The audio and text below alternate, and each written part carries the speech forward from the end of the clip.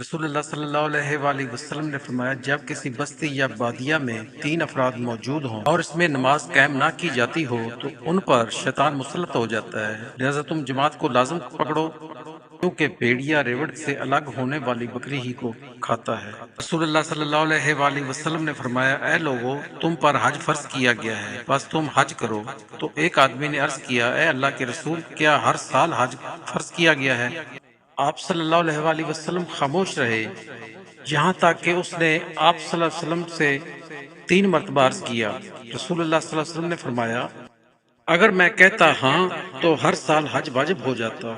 اور تم اس کی طاقت نہ رکھتے۔ پھر آپ صلی اللہ علیہ وآلہ وسلم نے فرمایا کہ جن باتوں کو میں چھوڑ دیا کروں تم ان کے بارے میں مجھ سے نہ پوچھا کرو، کیونکہ تم سے پہلے لوگ کثرت سوال کی وجہ سے ہلاک ہوئے۔ رسول اللہ صلی اللہ علیہ وآلہ وسلم نے فرمایا، بہترین مال یہ ہے کہ آدمی کے پاس اللہ کو یاد کرنے والی زبان ہو، شکر گزار دل ہو، اور اس کی بیوی ایسی مومنہ عورت ہو جو اس کے ایمان کو پختہ تر بنانے میں مددگار ہو۔ رسول اللہ صلی اللہ علیہ وآلہ وسلم نے فرمایا، انسان جب صبح کرتا ہے تو اس کے سارے اعضاء زبان کے سامنے اپنی عاجزی کا اظہار کرتے ہیں اور کہتے ہیں، تو ہمارے سلسلے میں اللہ سے ڈر، اس لیے کہ ہم تیرے ساتھ ہیں۔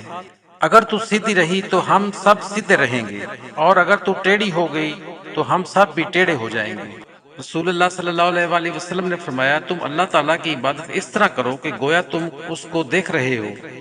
اور اگر تم اس کو نہیں دیکھ رہے ہو تو کم از کم اتنا یقین رکھو کہ وہ تم کو دیکھ رہا ہے۔ رسول اللہ صلی اللہ علیہ وآلہ وسلم نے فرمایا، جو شخص سجدے میں امام سے پہلے اپنا سر اٹھاتا ہے، کیا وہ اس بات سے نہیں ڈرتا کہ اللہ تعالیٰ اس کے سر کو گدھے کے سر سے بدل دے؟ رسول اللہ صلی اللہ علیہ وآلہ وسلم نے فرمایا، قیامت کے دن اللہ کے نزدیک سب سے زیادہ محبوب اور بیٹھنے میں اس کے سب سے قریب عادل حکمران ہوگا، اور اللہ کے نزدیک سب سے زیادہ ناپسندیدہ اور اس سے سب سے دور بیٹھنے والا ظالم حکمران ہوگا۔ رسول اللہ صلی اللہ علیہ وآلہ وسلم نے فرمایا، قیامت کے دن مومن کے میزان میں اخلاق حسنہ سے بھاری کوئی چیز نہیں ہوگی، اور اللہ تعالیٰ بے حیا بد زبان سے نفرت کرتا ہے۔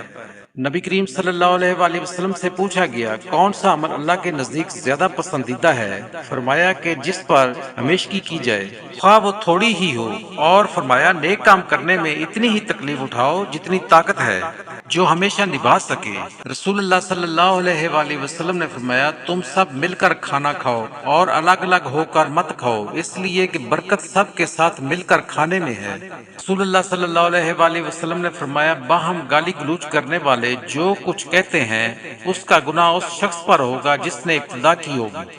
جب تک کہ مظلوم اس سے تجاوز نہ کرے۔ اگر وہ تجاوز کر جائے تو زیادتی تجاوز کا گناہ اس پر ہوگا۔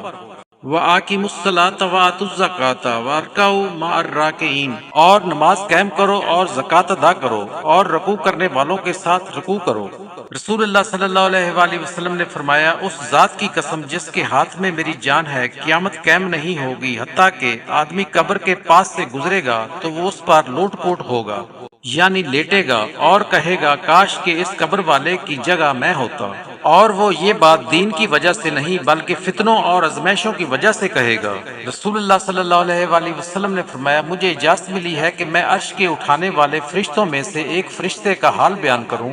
جو عرش کو اٹھائے ہوئے ہیں۔ اس کے کان کی لو سے اس کے موڈے تک کا فاصلہ 700 برس کی مسافت ہے۔ رسول اللہ صلی اللہ علیہ وآلہ وسلم نے فرمایا، ایک شخص نبی اکرم صلی اللہ علیہ وآلہ وسلم کی خدمت میں حاضر ہوا۔ اس نے عرض کی، یا رسول اللہ صلی اللہ علیہ وآلہ وسلم، اللہ کی قسم میں آپ صلی اللہ علیہ وسلم سے محبت کرتا ہوں۔ نبی اکرم صلی اللہ علیہ وآلہ وسلم نے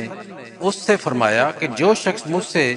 محبت کرتا ہے اور ازمائشیں اس کی طرف اس سے زیادہ تیزی سے آتی ہیں جتنی تیزی سے سیلابی پانی اپنی منزل کی طرف بڑھتا ہے،